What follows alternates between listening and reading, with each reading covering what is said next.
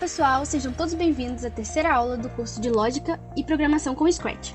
Hoje vamos aprender sobre as estruturas de repetição. Elas são utilizadas na programação para executar blocos de comandos várias vezes, seja enquanto uma condição for verdadeira ou por um número determinado de vezes. Elas são muito úteis para simplificar tarefas repetitivas e tornar o código mais eficiente. No Scratch temos 3 opções de estruturas de repetição: repita x vezes, repita até que e estrutura sempre. Ao longo do vídeo, vamos explorar cada uma delas com exemplos práticos. Vamos começar pela estrutura repita x vezes. Os blocos dela ficam na categoria controle, que também é a mesma categoria onde encontramos as estruturas condicionais que vimos na aula passada. Ela nos permite repetir ações em um número específico de vezes. Por exemplo, se quisermos que o personagem execute uma tarefa 5 vezes, como dizer olá, podemos utilizar esse bloco. O início do nosso código, ele segue o mesmo padrão das outras aulas.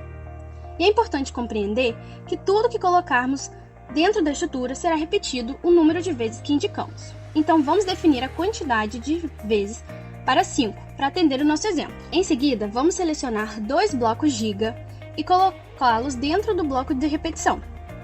O primeiro deixamos com o olá e o segundo deixamos vazio, apenas para visualizarmos melhor as repetições sendo feitas. Agora vamos executar o código, assim conseguimos ver a primeira repetição, segunda, terceira, quarta e por último a quinta. Percebe como a estrutura faz a repetição automaticamente? Agora, um exemplo um pouco mais elaborado. Se quisermos somar 5 números informados pelo usuário e formos construir o código como o da primeira videoaula, precisaríamos criar 5 variáveis e pedir 5 vezes para o usuário informar um valor. Isso seria bem trabalhoso e repetitivo. Agora, com a estrutura de repetição, podemos fazer isso de uma forma bem mais simples. Vamos lá. Vamos começar modificando a quantidade de vezes. Primeiro, vamos criar a variável soma, que vai armazenar o somatório dos 5 valores informados. Dentro da repetição, pedimos para o usuário informar um valor. Depois, usamos o bloco adicione a da categoria variáveis para adicionar o valor informado pelo usuário à variável soma. Não podemos esquecer de um passo super importante, que é zerar a variável soma antes da estrutura de repetição começar a funcionar. Isso é importante para garantir que não fiquem valores antigos dentro da variável que poderiam atrapalhar o resultado final da soma. Por fim, utilizamos o bloco diga para mostrar o resultado da soma. Vamos usar o bloco de concatenação junte com, escrevendo soma de um lado e colocando a variável soma do outro, para exibir o resultado corretamente. Agora vamos colocar o código para rodar e inserir os valores 10, 7, 3, 2 e 8. Podemos verificar que o resultado foi 30 como esperado.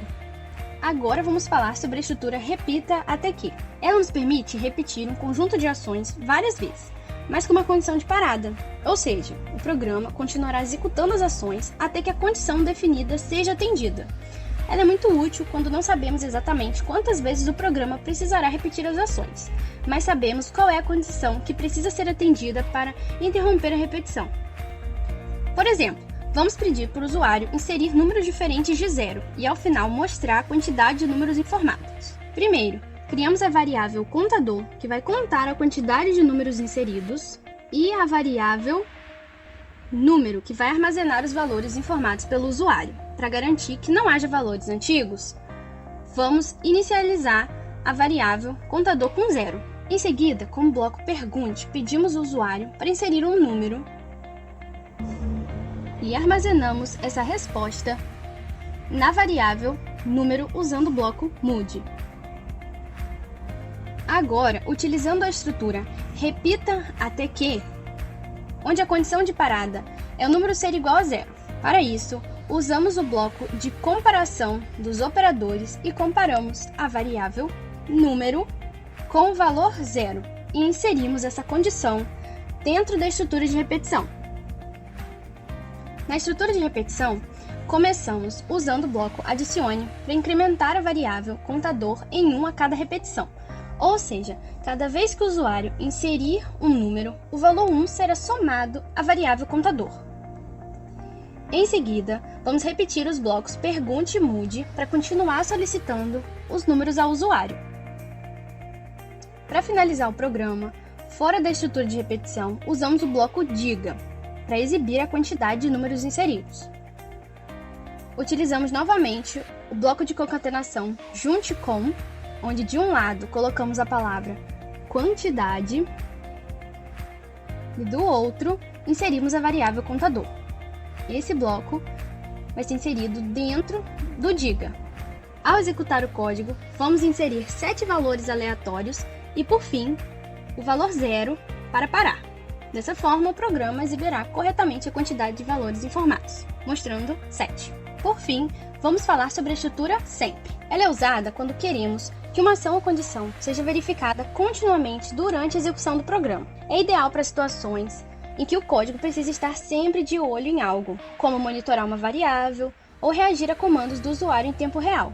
No nosso exemplo, vamos usar o sempre de uma forma bem simples, apenas para mostrar como ele funciona. Dentro dele, vamos colocar um bloco Diga com a mensagem Oi, tudo bem?